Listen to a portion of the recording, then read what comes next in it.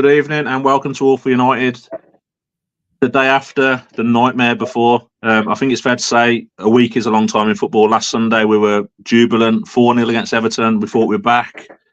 Week later, defeat to Arsenal, defeat to Forest. We've got a lot to get into. Daz, how are we? I feel quite deflated this weekend, to be fair, for obvious reasons. Tried to get myself in Christmas spirit today to sort of cheer myself up a bit. We'll cheer you up, don't worry. Ben, how are we? Yeah, similar to Jazz. Christmas helps a little bit, doesn't it? But United never seem to do at the minute. So yeah, but what we're going to do, we're going to pretend Forest never happened, and we're going to go back before the game. We're going to, when the lineouts come up, what did you think about it, Ben? I thought it was actually quite a strong lineup. I was actually quite happy with it. Yeah, I was really excited to see, especially the back three. I think that's on paper, our best three. Obviously, it didn't turn out to perform that way, but I was excited to see Yoro because I thought he started off brightly. When he came on against Arsenal, to let Martinez, we know what they can do. I was excited to see Menu and Agate together. I was questioning probably Garnacho's involvement from the start, but apart from that, I was fairly happy. Yeah, Daz, I know we had a few messages between ourselves and you wasn't happy. What didn't you like about the starting lineup? I think the first one was, we said this in pre-game, didn't we, that I felt Dalot needed a bit of a break.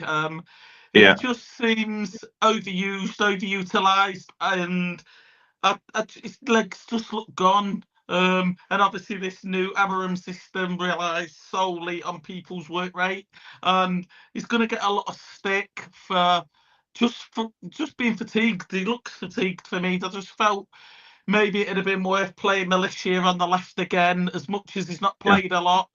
And then Mazraoui on the right, or however he wanted to do it, just to give Dalot that much needed break. I'm not a big fan of Garnacho starting. I don't think, we mentioned that there's going to be casualties in this United team. I feel that at the minute he's just too selfish to be part of a team like this. Now, I'll contradict myself by saying, having the freedom to fail is what makes footballers great. Unfortunately, we're not in a position to allow a player that freedom. I know it sounds cruel, but yeah, I just think he was just too selfish as a footballer. And it was nice seeing in recent games that front three actually knocking the ball quite nice to each other, with nobody caring who gets the goal. Just the goal is to put the ball at the back of the net, and it doesn't matter what player does it. And I just knew that would be affected by starting him. Yeah, I agree. I think I've said to you in the past, there will be casualties, and I think Garner and Rashford are going to be two of those casualties. Just a little one, though. Really good to see the women today beat the Scousers. What was it, 4-0 in the end? Love that. Even if it's the dog and duck beating the Scousers, whoever it is, love it. So yeah, the game kicks off. I'm feeling quite positive. As we say, the lineup, the back line especially, for me, looked very strong. 3 minutes in, a corner again, Ben. What's going on with set pieces, and why is Martinez marking Milenkovic, who's about 12 foot tall? Why is he marking him? I don't honestly. The Arsenal game the other day, we kind of all put it down to Arsenal are very good from set pieces, and that was kind of it. There was no judgment on how poor United were defending him and how frequently they were giving them away. And then it was just highlighted again, like you say, we're trying to do this kind of, it's like a hybrid zonal marking. You saw Harry Maguire the other day with his arms out, marking no one. He's our header of the ball. And same again the other day, why is Martinez in that position against him? It just doesn't make any sense. And it's restricting Onana coming out in terms of, I feel like he's got the ability to come out and catch the ball or punch the ball, but he's just getting blocked off. And ultimately, we're going to see more goals conceded, whether it's against Arsenal or whoever it might be. Yeah, I think that's a really good point, Daz, that Ben makes. I think with the Arsenal one, I think people just said, well, Arsenal are really good at corners, so they're going to score that. But for that Forest one, I've never been a great fan of zonal marking. I think you mark your man, and if a man's got a 4 or 5 yard run up, he's going to beat you in the air. If you're standing still, it's just going to happen. But like Ben says, should Onana be just more dominant in his box? I think Box said it in the last show. He needs to be coming out and taking the ball, punching it away, doing something. Why is he staying on the line? For me, a goalkeeper's half defeated already at a corner if you're flat-footed on your line. What did you make of the Forest goal? I think it's poor leadership, to be fair. Whether that would be poor leadership from the goalkeeper, because in set pieces like that, I've always been raised to believe that it's the goalkeeper's job to direct players. Same with free kicks. You position the wall. You see where the weaknesses are. Is it a poor leadership by Bruno Fernandes? Because as a captain, we know that a player that's 5'6" should not be marking a 6'2" player in a corner. We can see that. So these professional footballers can see that. And I don't necessarily blame Amorim for that, because he's not on the pitch. He has an on-the-pitch captain to help with stuff like that. And there was more than enough time to get organised for that corner. But nevertheless, it's frustrating because it highlights where Lisandro Martinez's weakness very much is. It does. Yeah. And I think it's potentially the first time that we've seen his height be really exposed.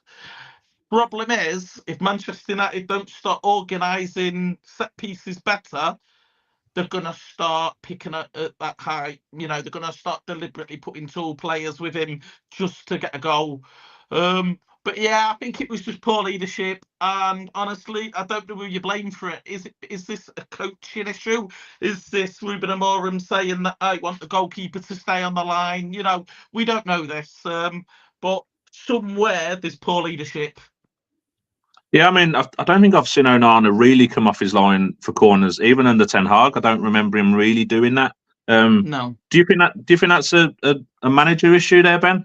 That we have Martinez in that area, or is it literally just the zonal marking thing, and that is just what he's sticking to? I don't know what anyone else thinks, but I feel like United have been poor from set pieces for what feels like about 10 years. We've never been dominant defending or attacking. Even when we've had Harry Maguire, who's supposedly kind of that presence in the box, we've never done that. De Gea was notorious for staying on his goal line. And Onana came in, and I was thinking, right, we might actually see a keeper come out and command his area. We haven't seen it.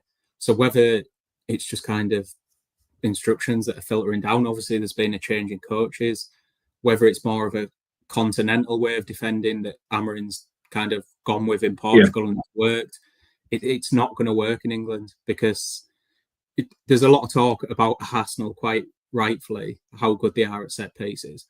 But there's also the element of they want to win the ball. They're going in, they're attacking the ball. Whereas you look at our players just stood flat-footed, like you say, zonal marking. They've got the run on you every single time. And every team in the Premier League is going to be able to do that. So we need to make a way of either Onana coming out and getting it, or just being more dominant. Yeah, I mean, I thought it was very strange in the Arsenal game. Surely United would have seen how Arsenal are going to set up at corners. For us to just stick to the zonal marking and leave them at the back, I thought that was very strange. But we go 1-0 down. Old Trafford falls a little bit flat, I think. But I thought we played quite well then, Daz, for maybe 20, 25 minutes. I thought we were the better team, and we knocked it around quite well. Yeah, I mean, the statistics, if you look at the actual match stats, I mean, we was averaging over 70% possession. We was knocking the ball around. Some of the football looked really, really nice. We was just lacking that, that thing up in the final third. But the ball was being moved. We was in full control of the game.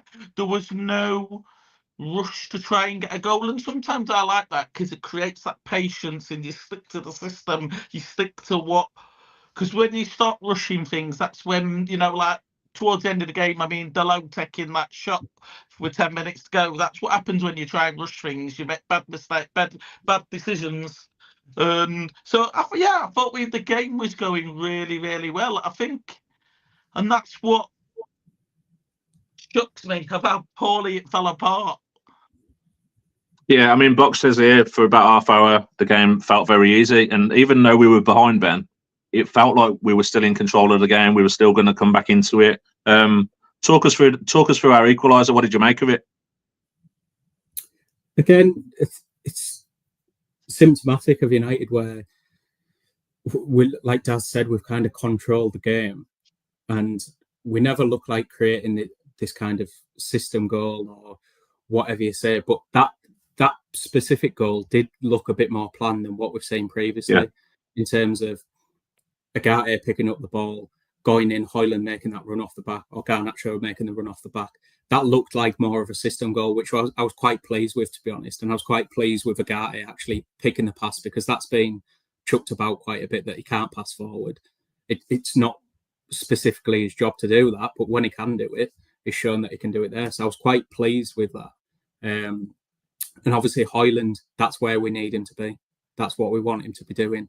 Box presence. Don't worry about anything else. You just get in there and score the goals. And ultimately, he's been doing that for the last couple of weeks, whether we've won or lost. Yeah, I agree. I mean, I loved Ugate's part in that goal, Daz. I know you're a big fan. I think that's a side of his game that I think is going to be a little bit underrated. I mean, he's a little bit of a dog, isn't he, with how he sort of breaks at play and stuff like that. But he looks like he's got a really good pass on him, doesn't he? What do you think? It looks like he sees a pass.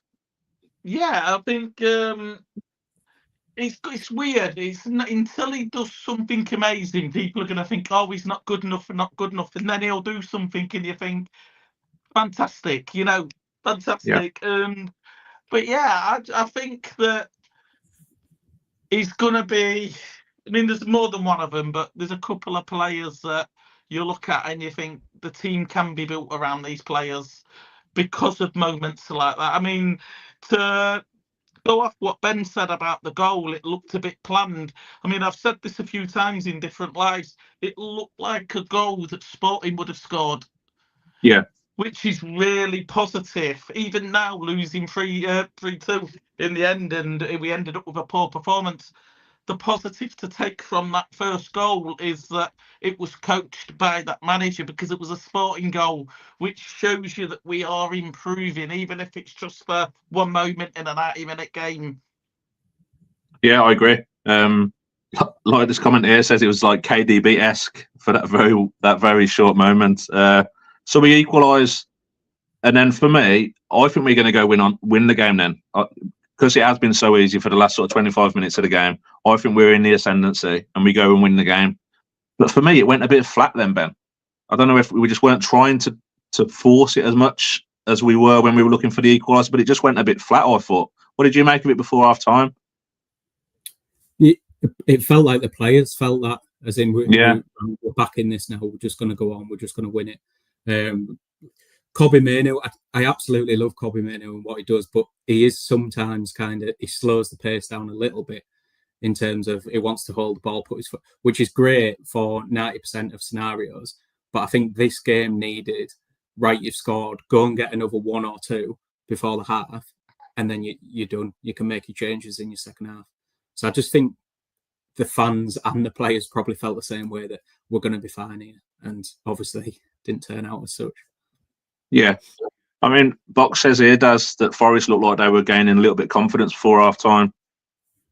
Do you think, as Ben says, Mainoo's, he comes across quite cool, doesn't he, on the ball? Maybe a little bit too slow, a bit. So I know you're a little bit in the air with him, aren't you? Like long-term Mainoo. Yeah. Do you think that's a part of the game that doesn't help us? It's just a natural part of him that just needs to mature a little bit more, just needs to develop. He's still a young lad. I mean, he's ahead of most people his own age, 100%, but he's where he should be, a player of this age, this experience. Is nothing, for me, it's not an issue with him. It's just, when you look at, and I know we go back to this a lot, when we look at what Manchester United should look like, and I don't think that should change now. Manchester United should have players like Michael Carrick, Owen Hargreaves, Paul Scholes, Roy Keane, these sort of players in the middle of the park. Mainoo's just not there yet. 100% he's going to get there, But and on the ball, I think he's really cool. He's really mature, really composed, and I really like him. It's not until you see him off the ball where you realise a more intelligent player, or should I rephrase that, as a more experienced player would cover the areas that he doesn't, because his football IQ is just more developed. Wouldn't necessarily say it's better. It's just sometimes, in order to learn from stuff, you've just got to do it, haven't you? And you've just got to be put in different situations and gain that experience that he's just not got. And off the ball, I think it does create a void in midfield, and I think this is where we're massively struggling. And the issue that I think we've got is, if you don't play Mainu right now, who do you play? The answer is no one, because there's a problem with everyone. Yeah, I mean, as you say, I think he's kind of forced to play Mainu, isn't he? Because Casemiro and Eriksen haven't got legs at all, have they? Really? I mean, if you play either of them, you're gonna there's a massive hole there anyway. Do you think he's good enough long term, Ben? I know that's a very reactionary sort of comment. We've lost a couple of games. But do you think Mainu is good enough long term to be that partner with Ugarte in the middle of the field? There's a couple of comments in here saying he lacks athleticism, doesn't win enough in the air, he's too chilled out on the ball. Do you think all those things together is enough for him to be our starter? If we're saying that Ugarte is the other one, I think ultimately, if your system works, your players kind of fit into that. You look at our midfield of Carrick and Scholes. You can't tell me that them two, N'Golo Kante, is running around the pitch, kind of smashing into everything. And it goes back to that kind of controlling the game and dictating the pace of the game. You think of Scholes instead of Kobbie Mainoo in that game the other day. He's kind of getting the team pushing for that second goal, which people might say, oh, well, defensively, that makes no difference what you're doing there. But it makes a massive difference if the team's kind of pressing up and really squeezing up and winning back them second balls higher up the pitch. Kobbie Mainoo's only got a smaller gap to cover. Whereas what we tend to do is we'll score, similar to what England do or did under Southgate. We'll score and we'll kind of sit back and keep hold of the ball a little bit. And then your spaces just become bigger and bigger. And then all of a sudden, Mainoo's having to run 50 yards to go and get the ball, which is not his game. He's not a road runner. So we just need to get the system right, I think. Yeah, I think you're probably right, to be fair. So this thing does about us scoring and us taking our foot off the gas. It's not new. I mean, it happened with Ten Hag numerous times. Is it a confidence thing? It surely can't be something that's drilled into him in training, that if we score, just have a chill out for 10 minutes. There's no sort of, it doesn't feel like they smell blood. Do you know what I mean? There's no sort of killer instinct in that team. It's like, for me, as I said, as soon as we scored that equaliser, I want number 2 now, because we're on top. We're playing the best football. Why do we stop? Why is there no impetus? Why is there no sort of gambling and going for it with us? I think it's a mixture of reasons, and I think if we're honest with ourselves, we know about these. I think some of these players in this team don't have the work rate or the desire to want to put the work in. Not for 90 minutes anyway. Obviously, Marcus Rashford being one of them. Another one, some of the players are not fit enough. I think we are seeing that under Ruben Amorim more than anything, because he wants to play more of an intensive game, and he is finding that. And this is the downside to bringing a manager in at this point in the season. He's got no international break to work on fitness. Games are coming thick and fast. He's got no pre-season, nothing like that. So he's having to use the games to get players up to match fitness, and as he said it himself, the storm's here, the storm's coming, we've got to go through this. But I'd like to think that this is just a problem that time will work through. Well, that could be that we realise that Garner and Rashford don't have the work rate that we need, and we decide to bring in another number 10 to work with Bruno Imam.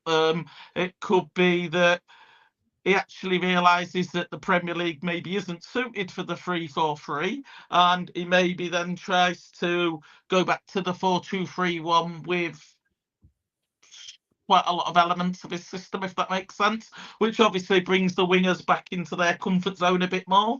But yeah, I think some of the problem as well, and I think this is one of the reasons why I don't like playing the wingers at the minute, is they're not stupid. They know they're wingers. They know they prefer to play on the wing. Problem is, if this 3-4-3 system is staying, and it's staying for good, they're looking at their time at Man United as potentially up.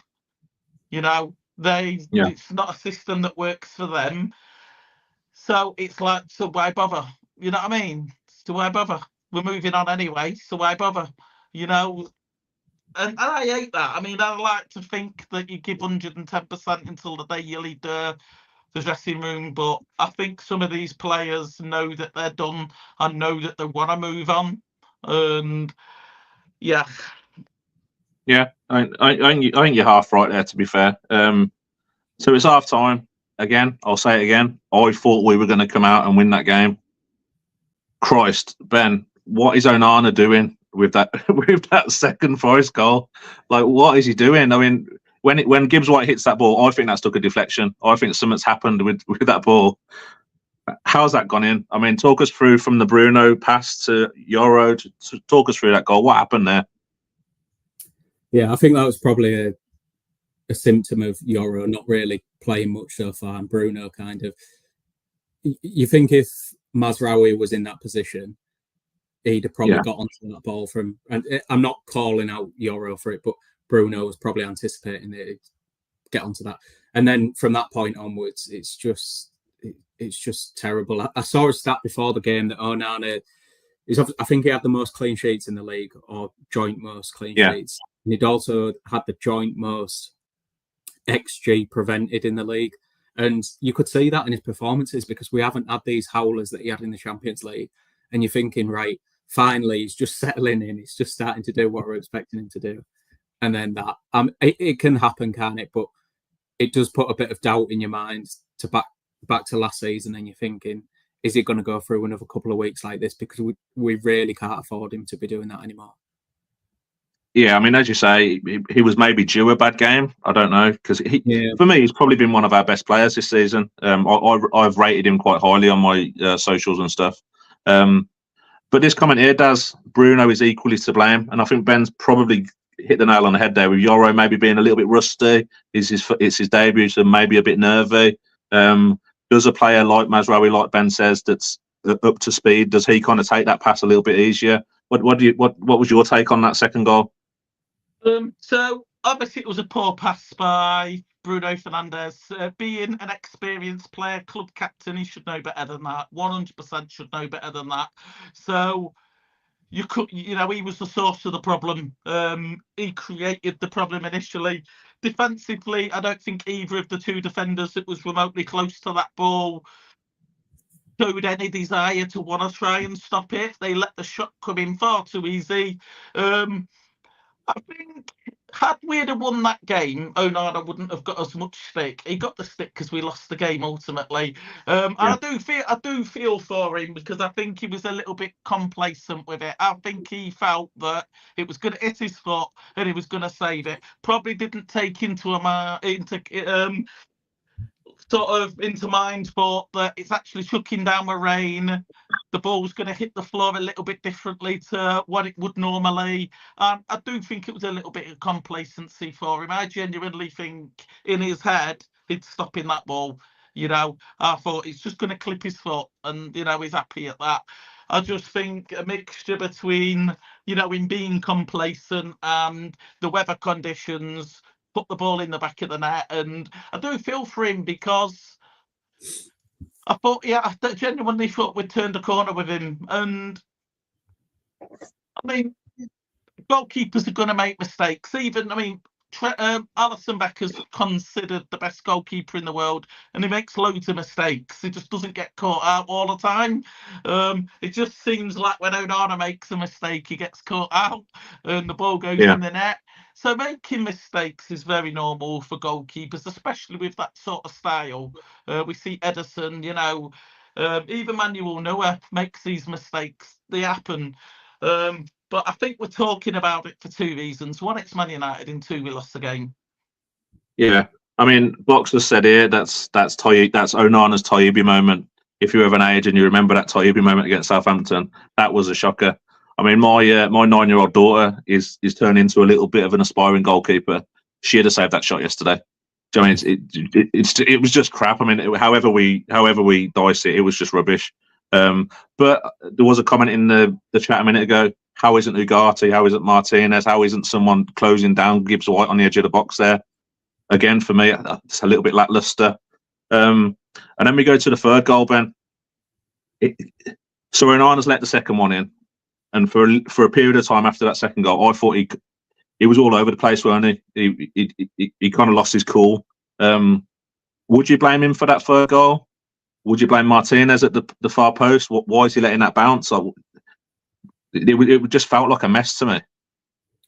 Just the whole defence. I think they've got to hold all of themselves accountable for it. Because, I mean, how easy did the cross come in as well? Yeah. It was allowed to set the ball up and just whip it in, which shouldn't happen. It was Yoro, wasn't it? I think at the back post with Wood. Not good enough. Got caught under the ball. Onana, not dominant enough. And then Martinez, I think he just lost his bearings. He lost his positioning, which, again, can happen. But it just seems to be happening consistently now with this defence, where it looks shambolic almost. Just clear it. Do you know what I mean? Just put your foot through it. It doesn't have to be pretty. Get it out. So I think they all have to take some accountability. Yeah, I mean, I think JJ is pretty much spot on here. Everyone's just all over the shop. But again, for me, it's something that I think United have had in their locker for a long time. When we're pressed, when the pressure is on, when we're in uncomfortable moments in games, we panic. We get sort of very schoolboy on it and very easy mistakes. Do you agree with that, Daz? That just defensively, we're far too erratic. We use the term quite a lot. The circus is back in town, and you made the joke that it never really leaves.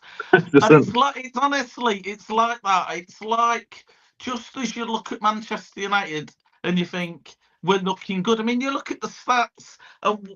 If you was to look at the stats and say who won that game, you would say Manchester United, because we dominated in every single element. But it's moments like that where you're trying to count the 11 clowns on the pitch because everybody is equally to blame for that goal. How is it come in from midfield to begin with? Why wasn't it cleared? The positioning that we've sort of looked at in recent games and have said it's not, the results haven't gone our way, but at least the structure's been there, at least the shape's been there.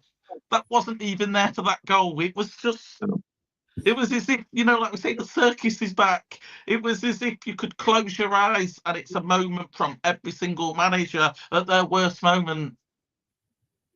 Yeah, I agree. I mean, and Baftime said it as well. After the third goal, Onana even passed it to Gibbs White in the middle of the park. It's like that.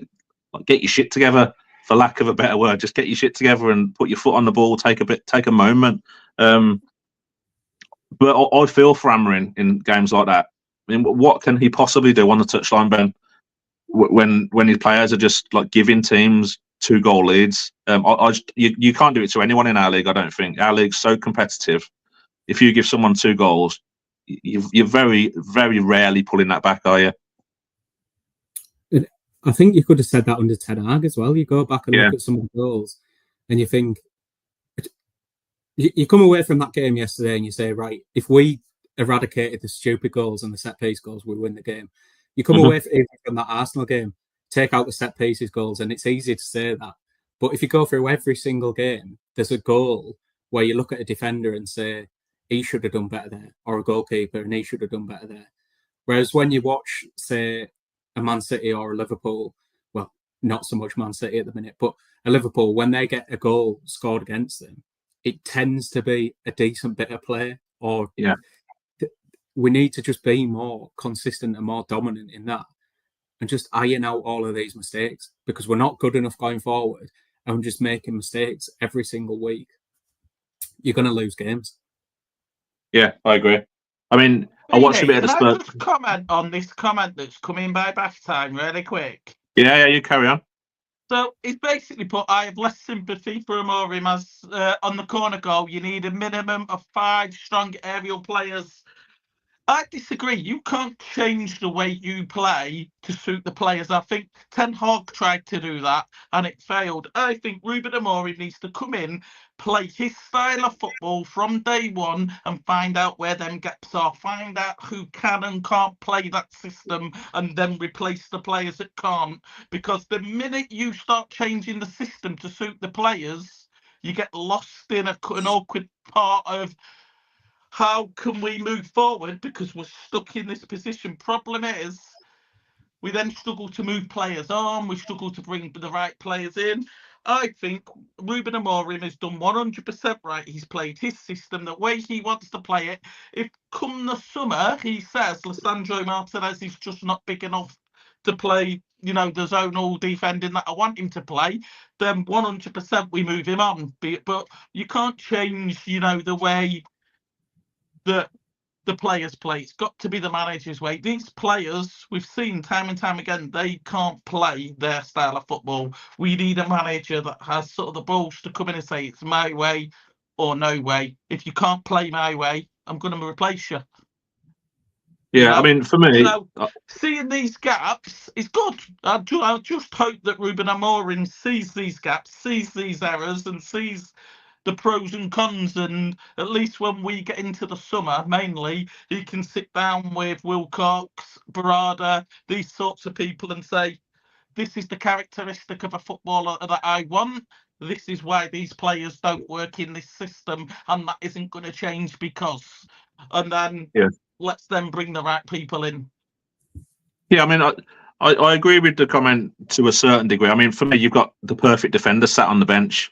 If he wants to play zonal marking, Harry Maguire sat on the bench and he's headering sort of 9 out of 10 things that come into that box. And for me, I would be playing him personally if I was Amorim. I'd be playing him in that back line. I think Martinez has had a little bit of a mare of a season so far. And Maguire's just solid, isn't he? He's very solid, very rarely gets beaten in the air, and he does the sort of ugly side of the defending very well, I think. I think I've got to agree with. I mean, we said Maguire, didn't we? Would suit what he wants, especially as the middleman, and then play the Lenny Euro or Mazraoui and either side of him. But then the question lies. I mean, where do you play Lisandro Martinez? Because I think that it becomes a casualty in this. I would love, before we make the decision that he is a casualty, I'd love to put him in over Kobe Mainoo in midfield, because I think he's got the characteristics and the work rate and the physicality to be really, really good in midfield. It's just, we just need to see it, So I'd love to potentially trial that. And this is one of the things of not having a pre-season, because you can't try these things. Yeah, I mean, to be fair to Maguire, he's only just come back from injury. And maybe Amorim's not really had a look at him as much as he would have wanted. I'm not sure I'd be putting Martinez in the middle of the park. I think he's a little bit too erratic for that. But I kind of see where you're going with that. So we're 3-1 down, Ben. Do you see us getting back into this game at that point when that Woods goal goes in? Do you see us getting back into the game? To be honest, no. I've kind of lost that feeling of United are going to get back into this at any cost. It can happen at Old Trafford. We've seen where we get one goal back, and it felt like, obviously, when we got that goal back through Bruno, I was thinking, can we do it? Can we do it? And then again, we just sitting and hold on to the ball for too long.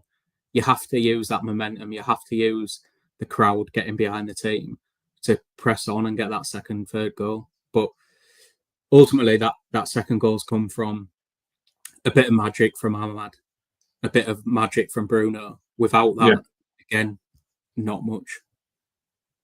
Yeah, I mean, he takes the goal very well, doesn't he, Bruno?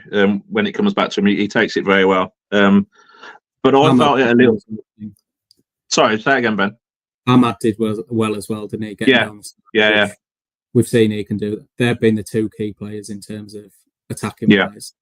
Bruno's got the quality, which is probably surprising that he came off just after that as well. So, yeah, I mean, I was similar in the Arsenal game for me. When Arsenal scored first, I just didn't think we were coming back into it. I thought that was game over.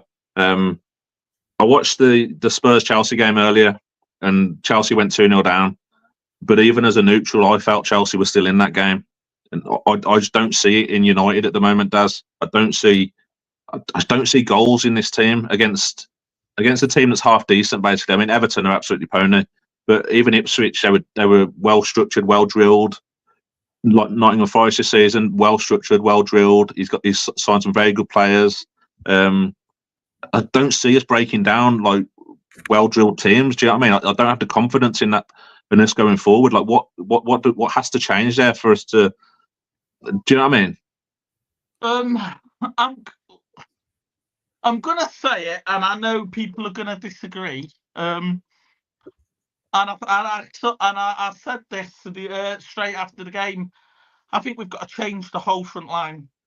I think and the reason why I say this is, let's be real. Let's take away the need to try and be positive around Manchester United. Does Rasmus Hojlund or Xerxes get into that Man City team? No. Did they get into Real Madrid? Did they get into Barcelona, Bayern Munich? You pick all the big teams in the world, not one of them players get into any of them teams. In order for us to challenge for the Premier League, in order for us to win big things and get back in the Champions League, we need a centre forward that can do that. Not that could do that in 4 or 5 years' time, that can do that. You know, same with the number 10s. Bruno Fernandes is probably one of the most productive footballers in world football, but his attitude at times is terrible, and I argue he's one of the worst captains in the Premier League. I think he needs the burden of the captaincy taken off him and let him just be that number 10, that productive footballer that he always was. And then the same argument with Garner, Rashford or Mount, depending who you want to play in that other number 10 role. Would any of them players sincerely get in any of these teams? No. Rashford, I think, has had the time. I think he's shown that he's got the natural ability to do what we know he can do. He's just had more than enough time to find the consistency, and he hasn't. Mason Mount, is he the reason? I mean, you've got to remember, Chelsea was a team that was dipping in and out titles here and there under Roman Abramovich. They stopped winning titles when Mason Mount came through. Didn't win a single title. I know they won the Champions League with Mason Mount, but is having Mason Mount and relying on that academy player like we do with Rashford the reason why they didn't develop into a title-winning team again? I don't know, but I still don't see Mason Mount getting into any of them teams. I think he's got a great press. I think he's got a really great work rate, but as a number 10, he needs to have a production part of his game as well, and he doesn't have that.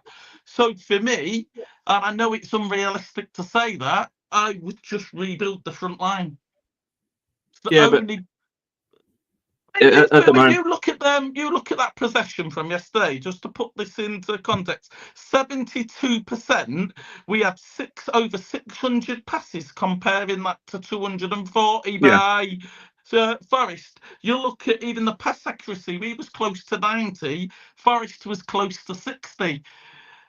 We can hold the ball really well in the 2/3 of the park. What we can't do is, like you say, Chelsea have got goals in their team. So when they go 2-0 down, they're so well run and so well drilled, but there's goals in that team that can come back and score at any time. We're struggling to score the goals that we're getting, let alone cover a 2-goal deficit, which you just, even against a team like Forest, we're not going to do.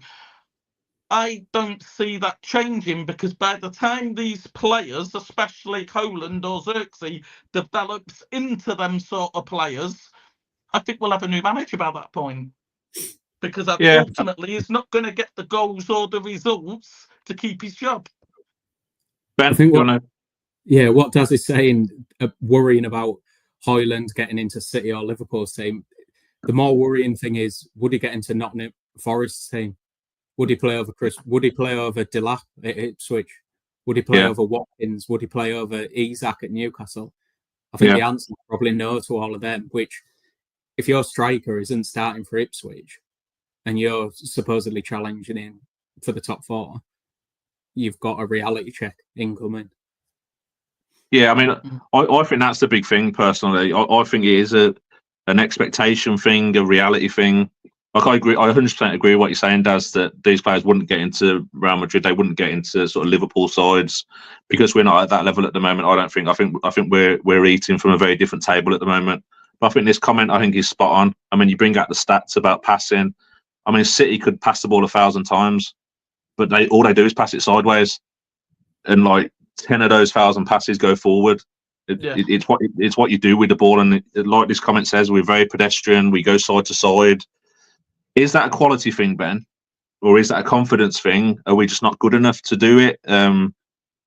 I do think we are very slow going forward, and it's very easy for the opposition to get back in their bank of 5 for however they're set.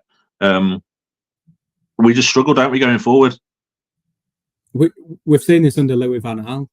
Mm-hmm. Brilliant at keeping the ball, brilliant at going side to side along the back. It does nothing. Ultimately, you're seeing City struggle now because, yeah, City can still keep the ball, still pass it around. They do all of this, but the ball's not moving forward quick enough, and it's not with enough quality. Previously, they had a David Silva or Kevin De Bruyne, or we had whoever it might be on the wing that had the ability to put the ball in the right places. But by the time the ball goes out to Rashford or goes out to Garnacho, they're double marked. They've got no chance. They're not good enough to do that.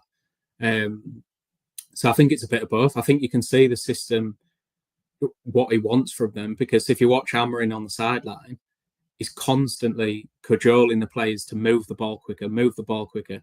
I think at one point yesterday, I could actually hear him shouting at De Ligt. Yeah. Because De Ligt put his foot on the ball, and he was screaming at him to just pass it because Amad Diallo stood out open. And by the time the ball went out to Mazraoui and then out to Amad, the chance had gone. And I think it's just literally that, just moving the ball a second quicker every time. Yeah. I mean, I don't know if it might have been when we were looking for the equaliser.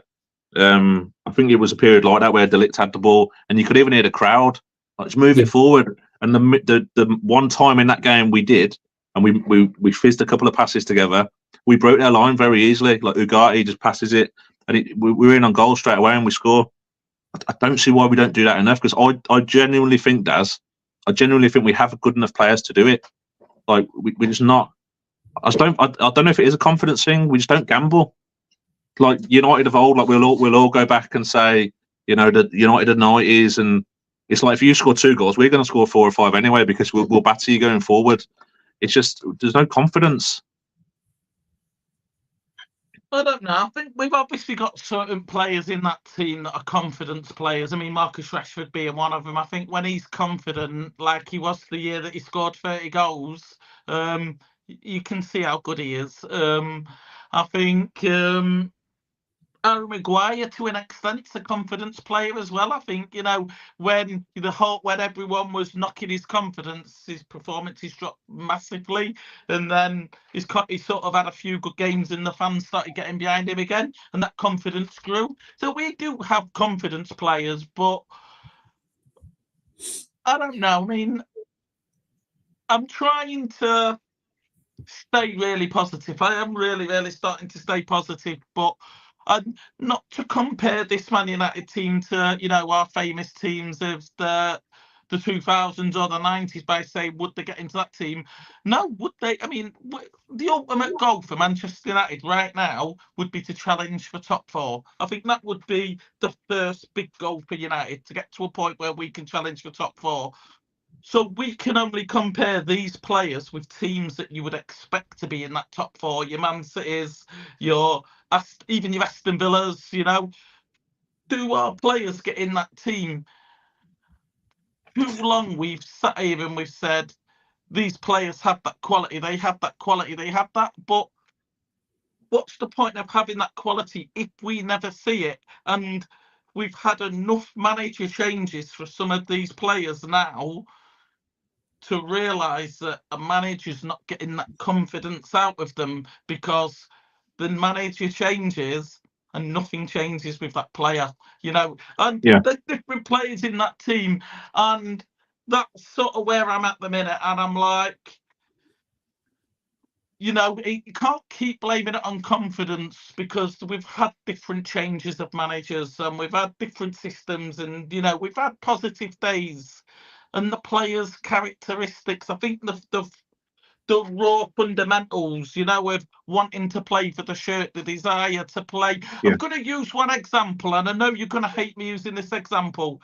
James Milner.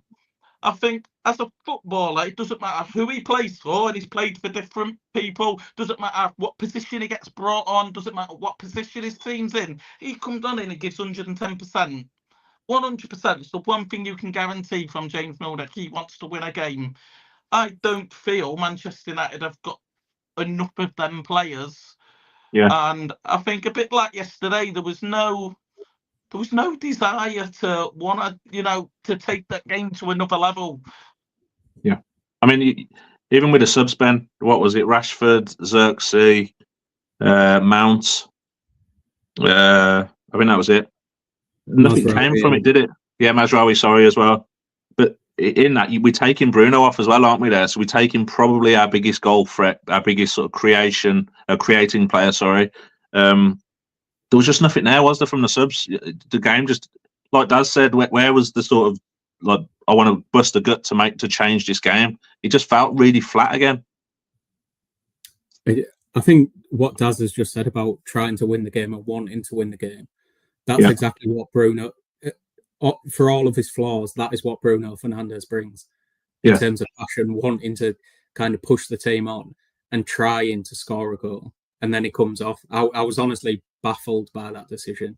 And I think he came out afterwards and said that he was tired or whatever. But Bruno Fernandes plays every single game. He plays 90 minutes every single game. And you're losing at home to Forest. You've got to keep him on. In terms of the players that came on, it's just a lack of quality, ultimately. You look at Rashford and Bath Time saying that he put 2 decent balls in. Is that good enough for 400 grand a week? And I know we shouldn't really be chucking money into it, but didn't really do much. Xerxes didn't really do much. Ultimately, we've got to hold these players accountable to kind of a higher standard if we want to be at that higher standard. Yeah. Yeah. And I think with Rashford as well, Beanie, is if he wasn't an academy player for Manchester United, do you genuinely think he'd still be here? No, I've said many times before, I think he's given a very easy ride.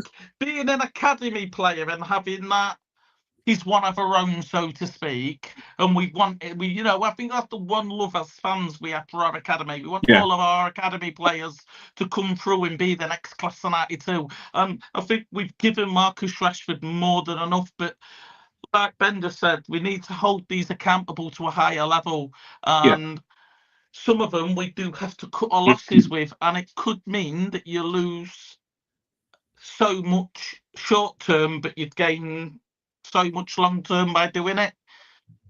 Yeah, I mean, I don't know if Rashford is because we know how good he is, and I don't know if it is a bit of a frustration from us as fans, from them around the club, that we know he is that good, and it's just like something's gone missing. But there's been a few comments in the chat of this player has to go, that player has to go. So we're going to have a little run through the squad. And I'm going to mark them off of how many players are going to stay. Feel free to join in the chat as well if you can keep it. So goalkeepers, I'm just going to go to each of you. So just give me a one-word answer so we can rattle through them. Onana, Daz? I'd love to get rid of him. I think. Right, wow. 100%. I think we brought him in. I think it's great. People look at Onana and they say he's been one of our best players this year. He is one of these players that have saved us so much. I can't honestly say I've seen a pass over 20 yards that's actually hit the player he wanted it to hit. He gives the ball away far too much. And that is the reason we wanted David De Gea out of this team, because his distribution is shocking. Okay. One-word answers, remember, because it's going to take a long time. Ben, Onana? Keep for now. Okay. Heaton, Daz? Who was that, sorry? Tom Heaton. I'd keep him, he's a third keeper. He's not meant to do out, is he? But I think he'd be a good advocate around the club. Ben? Keep. Keep. Bay and Deer, Daz? Keep, if we're going to try and utilise them a bit in the cups. Okay. Ben? Keep, but I think I might go in Jam by the sounds of it. So Yeah, I've seen that as well. Lindelof, Daz? I'd let him go now. Okay. Ben? yeah, go. Mazraoui? I think, are you both in with Mazraoui? Yeah, Yeah, 100%. captain him. Yeah. Knight him, is that good? Time. Matthias de Ligt, keep or sell? Keep. Daz? Ben? Keep. Keep. Are you keeping him, Daz? What's that, sorry? De Ligt, keeping or selling? Yeah. Okay. Martinez? Daz? Yeah. Keep. We keeping? Yeah. Ben? Yeah, keep. Malacia, Daz? I'd keep him short term. Okay. I Ben? think we'd need to replace the starting left back before the backup left back. That's fair. Ben? Sell. Yoro, Daz? Keep. Ben? Keep. Dallo, Daz? Who's that, sorry? Dallo, yeah. I'd let him go. I think you'd get a good Okay. price for him. Ben? Yeah, I agree. I'd let him go. Okay. Wow. Shaw, Daz? Luke No. Shaw? Let him Okay. go. Ben? Yeah, get rid. Johnny Evans, Daz? I'd keep him. I'd keep him. It's a good backup. Ben? Yeah, keep him for life. Harry Amas, Daz? Loan him out. Okay. Ben? He's a replacement for Malacia. Okay. Right, so now into the midfield. Mason Mount, Daz? Keep him. Keep. Ben? Keep, just. I'm not sure who they're saying that you look like there. I don't know. You can't sell it. Oh, you can't sell out the club there. Bruno, Daz? Oh, you can't. I can't believe you're even thinking about this one. This is. I'd get rid of him. I'd sell him. Wow. I'd sell him. I'm not having that. Ben? Keep. Jeez. Ericsson, Daz? Who's that, sorry? Ericsson. Sell. Okay. Ben? Yeah, let him go. Casemiro, Daz? Sell. Ben? Yeah, let him go. Ugarte, Daz? Keep. Ben? Keep, yeah. Mainu? Daz? Keep. Ben? Keep. Collier? Daz? I'd loan him out. He needs games, Okay. and it's obviously not going to get him at United. Ben? Yeah, loan him to Leicester with Road. Yeah, I saw that. I saw that in the paper this morning. So, right, forward line. Hoyland, Daz? I'd keep him as a backup. Okay. Ben? Yeah, keep. Right, here's an interesting one. Rashford, Daz? Sell. I think Ben? we've got to move on from it. Yeah. Is he going? I agree, yeah. I do agree. Xerxes? Daz? Who's that, sorry? Xerxes. Joshua Xerxes. I'm on the fence for this because them two goals he scored in that one game showed that he's got characteristics. I'd give him a bit more time. I'd keep him. Okay, we're keeping him. Ben? Sell him. I'll give him a lift as well. Ahmad, Daz? Sell. What? What Did he say? Ahmad? Remind me. Ahmad. Ahmad. Oh, sorry. Yeah, keep. Get on it. I thought Wow. that was a controversial one. You keeping Ahmad as well, Ben, yeah? Yeah, definitely. Garnacho, Daz? Sell. Ben? Just keep. Yeah, he's a tough one, isn't he, Garner? He's very tough. Anthony, Daz? He's gone. He's gone. After having me son. I thought you were going to say keep him then as well. Ben? Yeah, he's gone. Get him out. And Wheatley, Daz? Loan. Loan. Ben? Yeah, probably loan if we get another striker in. Okay, so that just between us, basically, that's saying we're okay defensively, but midfield and strikers we're shit out of luck really. And I think that pretty much sums up where United are at the moment. I think the squad is. I think we just lack a little bit of quality in the squad, don't we? Jim Ratcliffe, Ben, came out and said United are mediocre. Is that fair? Yeah. I don't think we've got no way of arguing against it, have we? Really, we're sat in where are we now? 13th. We're sat wherever in the Europa League. There's no feasible way to turn around and say that we're not mediocre. And we're talking about all of these players and saying they wouldn't get in so and so's team. That is kind of the standard, isn't it?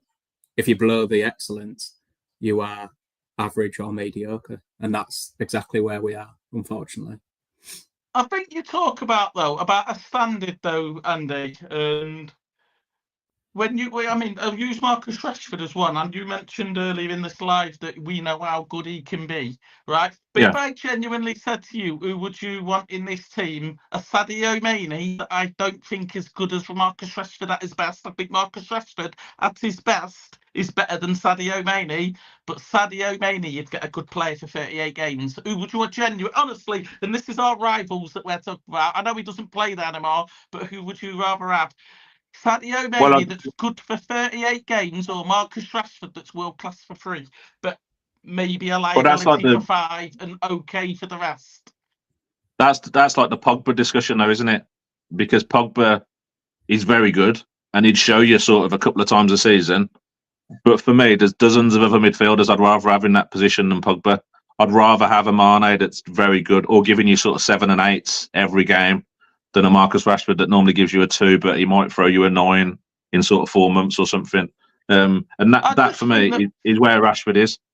He ain't good enough consistently. He ain't good enough. I think back in the day, again, I think back in the day we'll kind of go back to the 90s and we'll have people like, I don't know, like Chicharito, for example. He wasn't great, but we were good enough back then that we could have passengers in the team and make them look good, make them good players. A little bit like people like Gabriel Jesus at City, bang average footballer. But you put him in a very good team, he's going to score you bags of goals anyway because they're going to be put on a plate for him. I think where United are at the moment, with that average, I don't think we can have any passengers in our team at the moment. We need players that are going to proper want to be in the trenches with us. And Rashford ain't going to want to do that. Rashford would rather be out in Dublin having a pint with his mates than fighting for the club. Do you know what I mean? But I think this comment does. Do you think that the squad is a top 8 squad? Like factually though, not while Rashford could be good or so and so could be good. From what you're seeing with your eyes, do you think we're a top 8 squad? Daz? It's the reality of things, isn't it? I just resort back to what I've been saying, and that's Manchester United are not going to be a title team overnight, but right now we are a team that the expectations here and now is Manchester United need to be at least the top 6 club challenging for the top 4. I think that's realistic expectation. Top 6 guaranteed, but always challenging for the top 4. I think that is where we should be within the next 2-3 seasons, 100% without question. But then it resorts back to what I've been saying, how many of these players get into them teams. And I think the majority of them players, maybe 75% of them, are a no. Unfortunately, we can't have a team full of players that could be great in 5 years. We can't have the odd passenger in the team.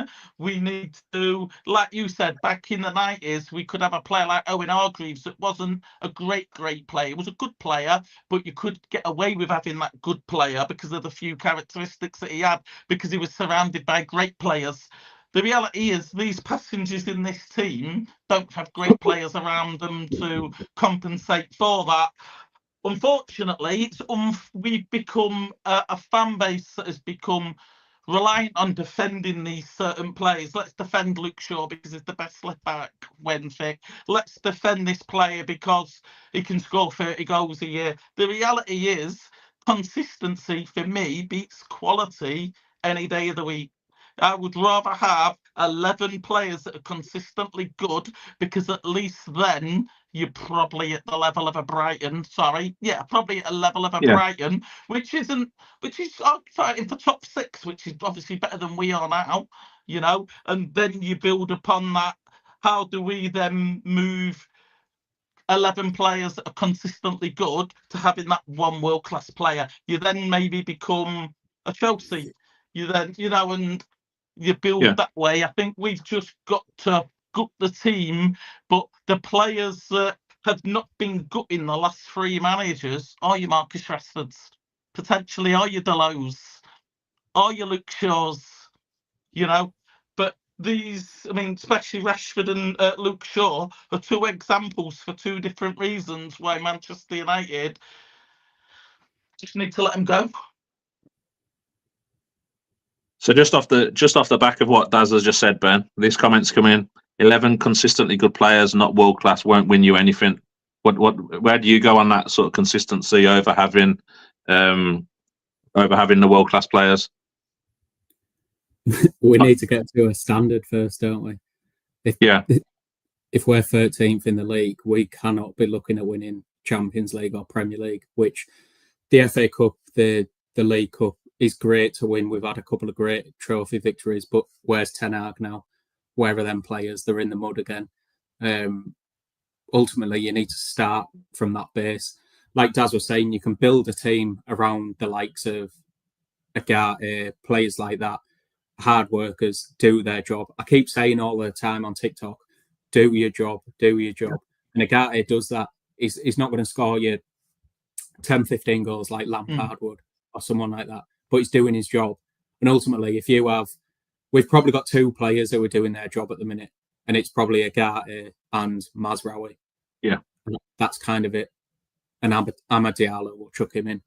But if you get to the point where you've got 11 of them, and then, like you say, you chuck in a Cole Palmer, or you chuck in a Mohamed Salah, or a Kevin De Bruyne, or a Haaland, or who the next one is, that's when you start to level up at a team. But we're not even looking like finishing in the top 4, so let's not worry about winning the title. Yeah, I mean, I 100% agree with you. I've been saying it for a long time. For me, it's about expectations. I think our fan base, the expectations are just way off for me. When you can see what's happening on the field, but like Amarin has said, that times are going to get tough. Do you think this fan base has got it in them? Like Boxer said, we've got City, we've got Tottenham, we've got Liverpool, we've got Arsenal. We could very easily ship a good few goals in all 4 of those games. We could take a real hiding in a couple of them potentially. I mean, it's all well and good when Amarin comes in. Oh, he's great. He's done really good at Sporting. We've got to give him time. It was all the same lines that came out when Ten Hag come in. But when times get tough, it gets to squeaky bum time, doesn't it? And fans don't like getting beat, don't like seeing Liverpool top of the league, don't like seeing other teams doing well, and United a couple of points off the relegation zone. Do you think this fan base has got that patience in them? Like, if we do take bad defeats in the next sort of 4 or 6 games, do you think come the end of the season, if we finish 14th, do you think this fan base has got it in them to give him time? Because it will get tough. It's going to get tougher before it gets better. I think that's obvious. History tells me no. I think a lot of old boys, that have been around long enough would probably say yeah, because they made that mistake wanting Alex Ferguson out once upon a time, and obviously look what he went on to do. Which also goes to show that if you've got the right man, sometimes you just need to give him time. And obviously that was Alex Ferguson. Alex Ferguson's a perfect example of that. Unfortunately, you never know if a manager's the right man until he becomes the right man, if that makes sense. No one would have known after Ferguson's third season, for example, that he was going to go on and do what he did. I think a lot of the younger fan base, no, I don't think they will be patient, because the older of the younger ones will have remembered the last 10 years of Alex Ferguson's dominance. So Man United was the biggest club in the world, most successful club in England. We won everything. We was what Man City arguably are now. And then a lot of the younger fan base have only potentially seen us managed after 2 seasons. So for them, that's very much normal. I think the next few games, I'm expecting them to win badly, the next 4 games. I'm not expecting a great deal from them. I think 1 or 2 things are going to happen. We're either going to get a result in most of them games, and you're actually going to sit here and say, there's actually a team here. There's something forming. These players are proving us wrong. Or we're going to be at the end of the next 4 games, potentially sat out the FA Cup, just above the relegation zone, wondering where we go. A lot of fans are going to be like, but the last manager made it to both FA Cup finals. Why can't this manager? So I'm expecting us to have quite a mixed reaction over the next 4 games. I think half the fan base will be quite patient. I'm happy that this is the right man. My argument would be that there was nothing in his job history that tells us that he deserved the job like Manchester United. That being said, Manchester United isn't a club that we was under Alex Ferguson. So actually getting a Pep or an Ancelotti is probably a downgrade for managers like that now. So actually, But yeah, I've got more than enough confidence in the manager, and I'm going to give him time. But unfortunately, the time has got to be earned. I think he'll get this season. I think he'd have to finish in the top half of the table. I think he would have to. I think that would have to be a minimum requirement. But then we get into next year, and he'll have had his pre-season. He'll have had 2 transfer windows if you include the winter one. Ineos sort of had 18 months at this point. We'd need to be really seeing improvements at this point, because you can't make the excuse that he's not had time to develop his players. Yeah, I mean, even then, I think even if he brings in a Gyökeres in the summer, but he doesn't really do much with the rest of the team, Ben, the expectation, I mean, do you know what I mean? Like people have been saying in the comments, we're probably sort of a 8th, 6th, 7th, 8th sort of place team at the moment. I can't really see that changing in the next year or so. No, and I think kind of the worrying thing is as well, if you look at the age of some of the key players in the squad, you look at who's our best player, possibly Bruno Fernandes. Has he got another 3 or 4 years at the top? So he might recycle the rest of your team and think, right, this is the year we're going to challenge. And then Bruno falls off a cliff. So we're in a very precarious position here where it almost needs to be this summer where we make a hard reset. And if we are going to get rid of Rashford, we get rid of Rashford. If we are going to get rid of Bruno, I don't think we should get rid of Bruno. Das thinks we should get rid of Bruno. If you're going to do it, it has to be this summer ultimately, because the longer this kind of dwindles on, that when you get into that second and early third season phases, if you're not challenging for the league, this manager's going to be under pressure regardless of who's in the squad. And if it's the exact same players, what are we doing? Yeah, I mean, does it need a little bit like I don't know if you're old enough to remember, Ben, but when Fergie famously got rid of Hughes, Ince, Kanchelskis, I know you're old enough, Daz, you're like me. Does it need that sort of thing as Ben says, for him to make hard decisions, get rid of players, and almost back himself, which is kind of what Fergie did back then. He got rid of real mainstays in the team, in the knowledge that, partly because he knew what was coming through and he had the confidence in what was coming through. But do you think it needs that in the summer? It's not going to happen in January, obviously, but do you think he needs that in the summer to make hard decisions with Rashford? If a PSG comes in with sort of 80 million for Bruno, do you take that with him, with the fact that he is getting on a little bit? Do you think the club, the management, has that in them to make hard decisions if they need to be made, even if it is making a loss on like Rashford, who's on like £1 million a week or whatever ridiculous wage he's on now? Like, what do you think?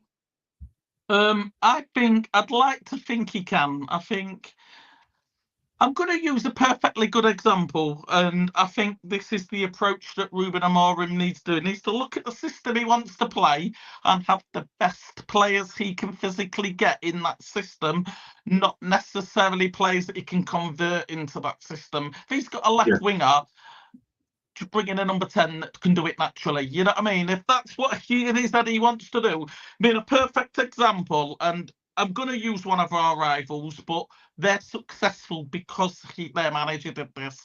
When Pep came to Man City, he went to Joe Hart, that was more than a good, capable goalkeeper, won the Golden Glove more than enough time. He wasn't a world-class goalkeeper, but he wasn't a bad one. He was just a good Premier League goalkeeper.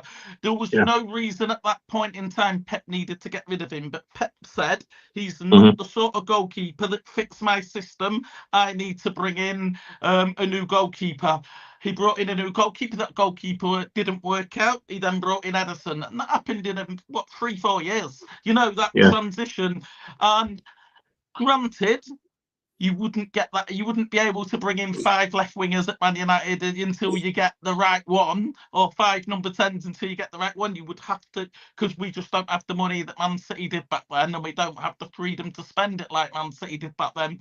But the pure brutality that Pep did when he came into that team and he said, "You're not good enough. Out. You're not good enough. Out." Jurgen Klopp, a lot of people would argue he was really successful at Liverpool. I think he underachieved. But again, if you look at the team that he was successful with, the only player that survived everything, I think, was James Milner. I think he was the only player that survived the complete change. Again, with Arsenal, how many of these Arsenal players are in this team that Arteta inherited? I don't think there's many. Saka, maybe, off my head. I'm sure Arsenal fans will name a couple, but you get the point I'm making. I think he needs to come in and he needs to say that you're not good enough. I don't care if you're Marcus Rashford. I don't care if you can score 30 goals. We don't want a player that can score to 30 goals. We want a player that scores 30 goals. You know, and I think that's got to be the shift in mindset. And even if that is, and as much as we don't like this, I mean, it was only a year ago we were saying that Lisandro Martinez is the future captain of Manchester United. If he comes in and he says, we're too vulnerable having a player like this in our team during set pieces, I'm going to back Maguire going forward because he's not a liability at set pieces. We've got to get behind that decision. He's going to make tough decisions and he's not going to please people. But I want him in the summer with this new board to sit down and do that. You know, be really ruthless with this squad because we've sugarcoated it for far too long and we've defended it for far too long. I think, like Ben just said, if we're going to get rid of Bruno, we've got to get rid of him. If we're going to get rid of Rashford, we've got to do it because if the plan is to get rid of them, let's not wait 18 months for a replacement. If they've got to go, let's go. And if that means we're shit for a few years, at least then he can say, I had to clear the deadwood. I had to get rid of the toxic in the dressing room. Now we can rebuild. At least fans could understand that decision. Yeah, I agree. I think bath time sums it up perfectly. I mean, we've brought him into a 4-2-3-1 team. You've got to give him time. You've got to give him money to kind of to build that team how he wants. And for me, United is very much the long game at the moment. I mean, I think this season's a bit of a write-off. But if he shows us enough in these next 6 months of his idea, of his tactics, of what he's doing, which I think he has done in the first couple of months, to be honest, then I'm okay to back him. Do you know what I mean? I think the good thing as well is he's rotating a hell of a lot, and he's looking at a hell of a lot of footballers. So he obviously wants to see what different footballers can do in different positions, in different environments, which tells you that he's just at the minute, he's just assessing the squad. Yeah. He's using everybody, so he knows in the summer who he wants to keep and who he wants to go. Yeah. So that's good, I mean, that's positive. And yeah, unfortunately, because we don't have a pre-season for him to do that, we are gonna, like he said, we are gonna go through a storm because we have to lose these games. We have to have games like yesterday, so he can genuinely, and on his heart, see who he can depend on when times do get tough. Because even if he does turn us around, we are gonna, a bit like Man City now, we are gonna have tough days. We are gonna have tough times, and he needs to know that the players that he's got in that team long term can back him to get through these tough patches instead of throwing him under the bus. Yeah, I mean, as I said at the start of the show, it's a roller coaster in it football. Like last Sunday, we won 4-0 and everything was rosy in the garden, and we're back, we're gonna win the league and all that. And then you just get brought down to earth, don't you? I'm sure they'll put in a very good shift at City, and hopefully, you know, if there's any time to play City, it's now in it. Let's be fair, they look a bit of a mess at the moment. But I think we'll leave the match on that one. We'll end on Dan Ashworth. I think, Ben, what have you made about this? It feels like a bit of a mess, really. I mean, stories coming out that they've had a difference of opinion. They wanted to go in different directions. Radcliffe wasn't happy with how he handled the summer. What do you make of it? It is proper like the circus is in town again.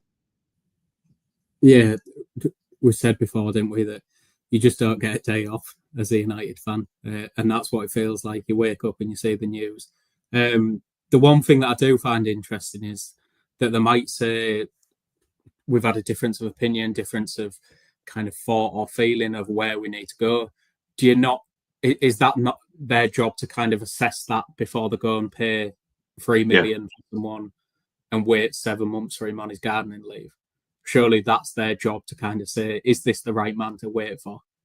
And it seemed, all intents and purposes, all the fans were kind of happy with the decision that was made, that we waited for him, and then it comes to this. Ultimately, I think a lot of it has come down to the Ten Hag decision in terms of keeping him on and then letting him go early on in the season. But again, that's a collective decision. This isn't kind of a big corporation. Well, it is a big corporation, but it isn't Alan Sugar, you're fired, you've done something wrong. It should be kind of a collaborative thing where we're saying, actually, we didn't get that quite right. And come out and say that to the fans, because I think we'd appreciate it more if they came out and said, look, we actually messed up. We felt like he should have gone in the summer, but we felt fan sentiment wouldn't have done well with that, or whatever it might be.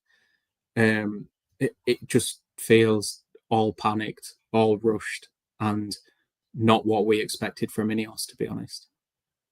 Yeah, I mean, talking of Ineos, Daz, like we obviously had the absolute mess they made of the summer with Ten Hag, clearly wanting him gone, clearly couldn't get in who they wanted, and then they brought out this bullshit line of, well, he's the man that we want, and every man and their dog know that wasn't true. I mean, I think a lot of fans have kind of given Ineos a lot of their support because the Glazers were so terrible. Now, is this starting to become a bit of, well, the Glazers are really shit, but Ineos are just a little, just under them. Do you know what I mean? They seem to be handling their affairs awfully. I mean, like I say, they did Ten Hag chronically. They waited 6 months for Ashworth for like $3 million. I've read reports today that it's cost them another $10 million to sack him. I mean, what's going on? Do you know what I mean? These are meant to be like proper businessmen. It sounds like they couldn't organise their piss into the pan at the moment.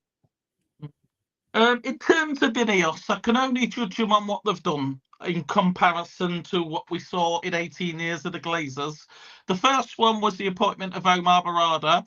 We're all excited to have a chief operating officer that is a football man that's proven in his field by no better than our arch rivals that have become the new Manchester United in terms of success. So we're more than happy, but he's not an investment banker. which is what we all wanted. Someone running the club that wasn't an Ed Woodward. We wanted a football man. Ineos gave us that. We wanted a proper structure at the football club that allowed a manager to be successful. Ineos gave us that. The training ground, Ronaldo said it himself, nothing's changed since I left. It's been gone, what, 12 years? Nothing had changed. Currently, money is quite a lot of money. Rumoured £50 million is currently being spent in Carrington as we speak. And that's happened under the Ineos watch. And we know the characteristics of Glazers. The Glazers haven't put £50 million into that project. We know they haven't. Because you're just not in them. They've also pledged a new stadium or a refurb of Old Trafford. So when we judge Ineos, we can only judge them on what we've seen, and what we've seen is all positive. Going to the Ashworth situation, this would be potentially the only negative aspect that we've seen from them so far. But until we understand the reasons to why Ashworth's gone, we don't know if this is, negative. I had a conversation this afternoon with my brother, and my brother said, well, let's just say that Ashworth wanted Ten Hag to be sacked in the summer and he wanted to bring in Gareth Southgate. Right or wrong, if that was the decision he wanted to make and Ineos didn't back that decision, they decided to keep Eric Ten Hag, to then sack him down the line, and Ashworth then say, here's Southgate, here's Potter, here's Eddie Howe, you can have any of the three. And then Ineos say, no, we want Ruben Amorim. He's constantly being undermined in a job that he was brought in to do, if that makes sense. We don't know if that's happened. Which one thing we do know is that there's difference of opinions between the two. Maybe, they've got different visions for the club. But if you've got 5 people, I think we've got now, from Brailsford to Jean-Claude Blanc to Barada, Wilcox, everyone. If they've all got one vision for the club and then you've got one guy that doesn't have a vision for the same vision, then it's only right for that one man to leave the club, because everybody needs to have the same vision, the same direction, the same goal in the same way. So maybe it's a good thing to get rid of Ashworth. Like we said before the live started, my biggest worry is, did they get rid of him because he's not a yes man? Does Ineos want these people to say, yes, sir, thank you, sir, 3 bags full, sir, which ultimately makes them just as bad as the Glazers, let's be fair, because that's what the people at the Glazers had at the club, from Richard Arnold, Ed Woodward, they all, there was all yes men to the Glazers. Is Ashworth one of these that wanted what was best for Manchester United and wanted to make a difference in the right way, that actually he was fighting with the Glazers, with Ineos, to say it needs to change, and they maybe didn't like that, and this is the reason why he's gone. We don't know. We can't get behind Ineos for the decision though, because like I said, we can only judge them as an ownership brand based on what we've seen and what they've done, and up until this moment, that has been really positive. I know you go back to, but the managerial decision was a bit of a farce. But again, for all we know, we didn't approach 2 managers in the summer. We could have said we're sacking Ten Hag in the summer, and we then approached the Nagelsmann and the Tuchel, just for example, and they both said, Man United's a mess. We don't want a part of that. We don't want to risk our careers managing Manchester United, which then forces you to keep the manager, forces you to make that U-turn. You then get further down the line and you've actually had a conversation with Ruben Amorim behind closed door, and actually he wants to take the job. So now's the time to execute the termination of the manager. It's a lot of stuff we don't know, but I think it's unfair to criticise the Ineos, because this would be considered the first negative move that's happened on their watch. But we don't even know if it's negative, because we don't know the ins and outs of it. Yeah, the difference of opinion thing and the difference in vision, surely you find that out when you're interviewing the man. It's like going to work at, I don't know, Sainsbury's. If you went for a job at Sainsbury's, but in the interview said, actually, Sainsbury's is shit, I'd rather work for Tesco, they ain't going to give you a job. Do you know what I mean?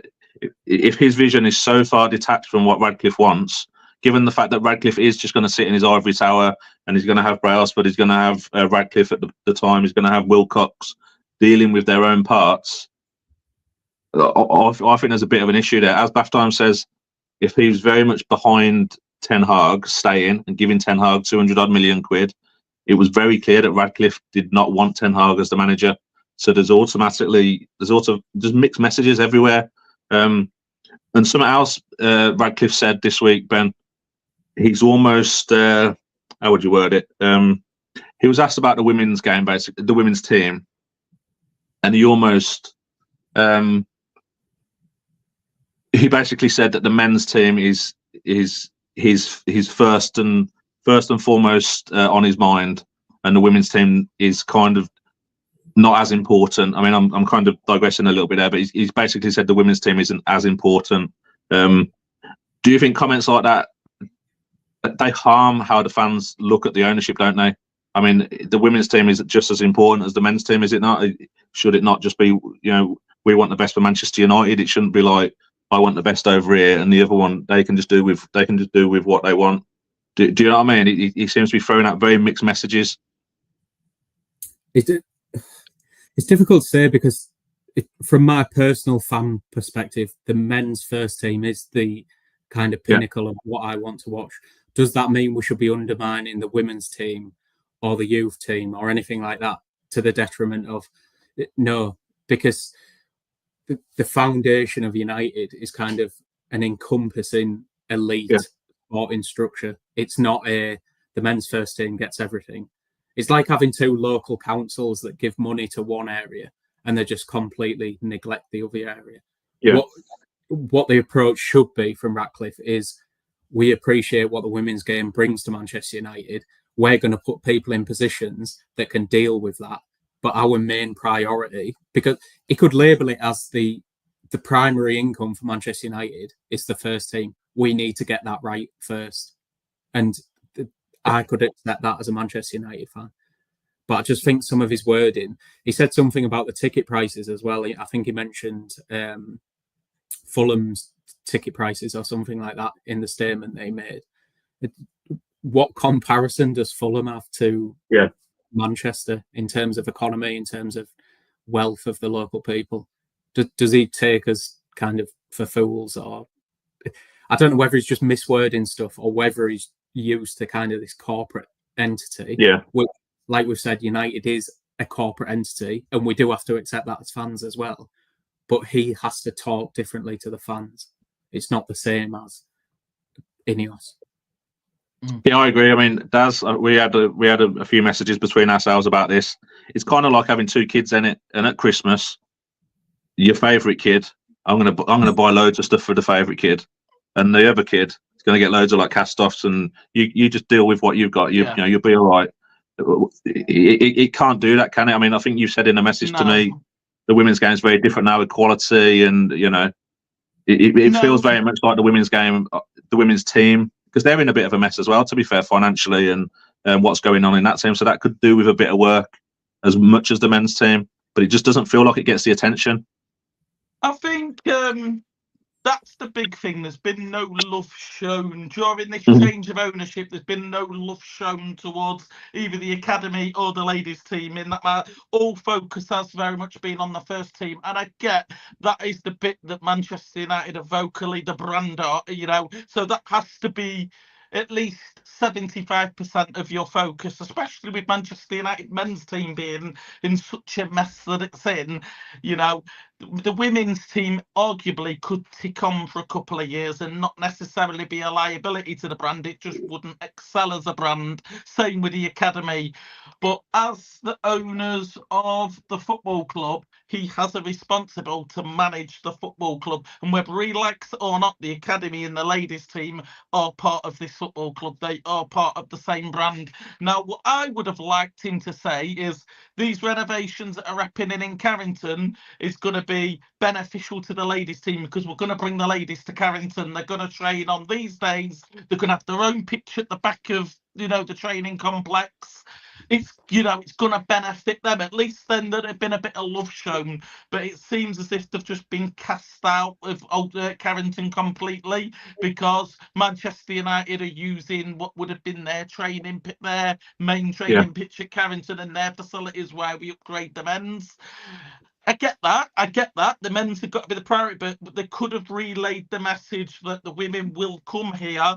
But unfortunately, the main, we'd have understood that they're the main brand, they're the main focal point. Same with the stadium. He could have said that there's going to be a new 100,000 capacity stadium built at the back of the land, but we're going to drop. I mean, there was that conversation at Old Trafford to 30,000 capacity, and it's going to be home for the ladies. We're going to promote the ladies through here. They're going to share the same, training and facilities that the men's team currently have. And that would have been so much love to the ladies. At least it had been a bit of excitement. It would have attracted women from around the world to say, we like this project at Manchester United, we want to be part of that. That it'll attract people to the women's game. Unfortunately, under the Ineos's watch, the ladies have lost the captain. It looks as if Tooney's going to leave. It's just the main players that Manchester United ladies team are associated with are leaving, because a mixture between the lack of love, the state of the football club, but he does need to manage it better, and he needs to, even if it's the way that he words it, it could be that right now we're in a where we've got a 3-stage plan and the ladies come in stage 2. At least is relaying a message, but right now it's not. It's very much like men's team, men's focus, men's priority, and everything else doesn't matter. As the owner, he needs to be relaying the message a lot better. Yeah, I mean, I agree. I mean, I don't know if it is kind of like what Ben says. His language sometimes I don't think does him any favours. I mean, even with the ticket prices, there's just so many things within Ineos that I think we're seeing over the last few months that he could either word differently, or he could basically handle just very differently. Do you know what I mean? And the women's team is definitely one of them, because they are miles away really from like the better women's teams like City, Arsenal, Chelsea, and it does need a bit of investment, as the men's does. But it is a bit of a mess. Can I see it getting much better? I'm not sure. The positive, and people won't talk about this, at least is communicating. Glazers never did that, and whether we like it or not, at least he's being honest in what he's saying. He's saying, sod the ladies, I'm focusing on the men's. We might not like that message, but at least he's talking to the fans, which the Glazers never did, and at least he's being honest, which I know we don't like the message, and I know we don't like what he said, but at least he's communicating with the fans, and he has done. And, when he's interviewed and he's asked about things, he speaks about them. And from what we can see, again, right or wrong, and whether we agree with what he's saying, at least he's honest, which is better than what the Glazers was, which comes down to, what do you really want? People said we wanted an ownership that communicated with the fans. Well, we've got that. He's doing that. Yeah, and it's not always going to tick, and you're not going to tick every box. I do think the more he is the Manchester United manager, the more the media will jump onto stuff like this ladies fiasco thing. He will learn and he will educate himself going forward on how to handle it better, because he's never been in a position to handle Manchester United. I think it's Nice that he owns, isn't it? It's not at the same level. It's not got the same brand, the same exposure we've got. So maybe he just needs to learn as an owner how to conduct himself in some of his interviews a little bit better. Yeah, I'd probably agree with that. I mean, as JJ says, the women's team is going in the wrong direction really at the moment, and it does need a little bit of love. In the same way the men's is, that was going in the wrong direction, and hopefully Amorim will kind of put us back on track. The thing of him communicating and the Glazers don't, I kind of see that a little bit of the Glazers being a serial killer, and Radcliffe is just going to tell you how he's going to do it instead. So he's just a bit more vocal about doing it, but time will tell with Ineos, I think. I think they need to do a lot more work with the fans and just how they're perceived. I don't think they're perceived great at all at the moment. But yeah, that's us done for today, I think. What we got next? We got a game in midweek, I think. I don't even know. Are we playing in midweek? I'm not sure. It's Pilsen, is it? Thursday. Pilsen, yeah. Europa League Thursday. That's it. So we'll be back. I can't pronounce the name, so I'm not even going to try. But it's Pilsen, in it, or something, or is that a beer? I don't know. To be fair, I've not even done my research to find out where they're from. But you know, it's a good thing, because if we pick a win up there, which even for United in the state we're in, you'd expect us to pick a win up there. Man City is probably the perfect time to play Man City. You wouldn't find a better time to play Man City than now. A Man City team that's all over the place, in worse form than us, may I add. You know, might not be in a worse position in the league, but they are in worse form than us, based on the last 6-7 games. If we pick even a draw up against Man City, we'd all be happy with that, you know. No, I want to go there and tater them. And the other positive is, I mean, Liverpool don't seem to look like they're slowing down. I don't think Chelsea will slow down, but Arsenal are dropping points. Man City are dropping points. Forest, Villa, Brighton, Bournemouth, Brentford, Fulham, these teams are going to drop points anyway, because they're not capable of winning 4 or 5 in a row. We could, if we pick up maybe a win and a couple of draws over the next 4 games, we could see ourselves maybe out the FA Cup, but we could see ourselves still within touching distance of that top 4, which I always think it's quite a horrible line. We said this with Adam, didn't we, the other day, that we will win a game and we'll say, yes, we're 1 more win away from top 4, and then we lose 2 and you realise you're back to square 1 again. So sometimes that finishing line of the top 4, when it's so close, is sometimes more of a negative thing than a positive thing. But if we can come over the next 4 games and we can get some results behind us, we can go into Christmas in not a bad position. You know, I think if we can be within 6 points of top 4 come Christmas, I'd be happy. Yeah, I mean, we just got to do our job, haven't we? We got to win games. That's all we got to do. But I do think you learn a lot more from defeats. I think even as a fan base, I think you learn a lot more about what you're willing to accept, kind of, as a fan base.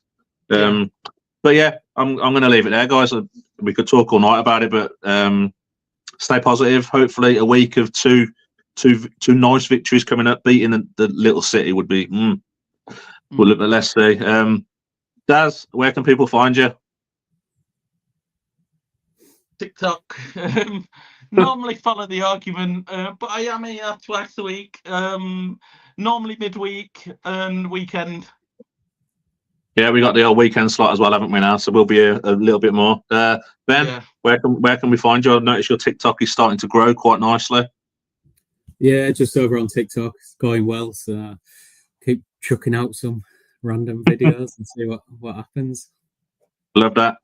And for everyone that's watched, whether you're watching it live or you're watching it at your own convenience, appreciate that. And we will be back, as Dan says. Daz even. So getting you mixed up now. Yeah, we'll be back in midweek, possibly Wednesday. And then next weekend we'll talk about City and all that. But yeah, cheers. Take care. If it's a bit stormy, take care of everyone. And yeah, take it easy.